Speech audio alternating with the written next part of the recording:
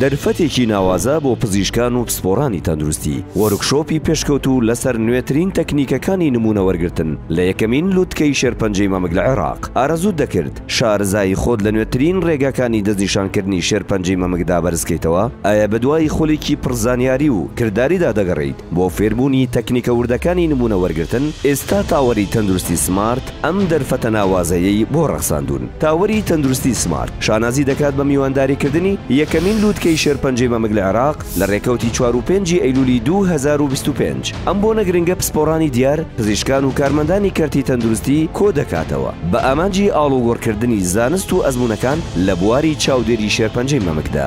یەکێک لە گرنگترین وەرکشۆپەکانی ئەم لوتکەیە خولێکی کردداری چڕوپڕە لەسەر سێ تەکنیکی سەرەکی و پێشکەوتووی نمونە وەرگرتن: Fine Needle Aspiration, Core Needle Biopsy, Vacuum Assisted Excisional Biopsy. ئەم وەرکشۆپە دەرفەتێکی بێوێنەیە بۆ فێربوونی وردەکاری ئەم تەکنیکانە کە کلیلی دەستنیشانکردنی ورد و زووی شێرپەنجەی مەمکن. بەشداربووان لەژێر سەرپەرشتی پسپۆرانی ناسراوی نێودوڵەتی ڕاهێنانی کردداری ئەنجام دەدەن بۆ ئەوەی بتوانن بە باشترین شێوە ئەم ڕێگایانە لە کارەکانی ڕۆژانەیاندا بەکاربهێنن. تۆی پزیشکی پسپۆڕی تیشک و سۆنەر بۆ شارەزابوون لەم تەکنیکانە کە بنەمایەکی سەرەکیە بۆ دڵنیابوونەوە لە دەستنیشانکردنی دروستی نەخۆشەکانت پەلە بکە و ئەم هەلە زێڕینە لە دەستمەدا تا پێکەوە ئاستی زانست و خزمەتگوزاریەکانی بواری شێرپەنجەی مەمک لە عێراقدا بەرز بکەینەوە.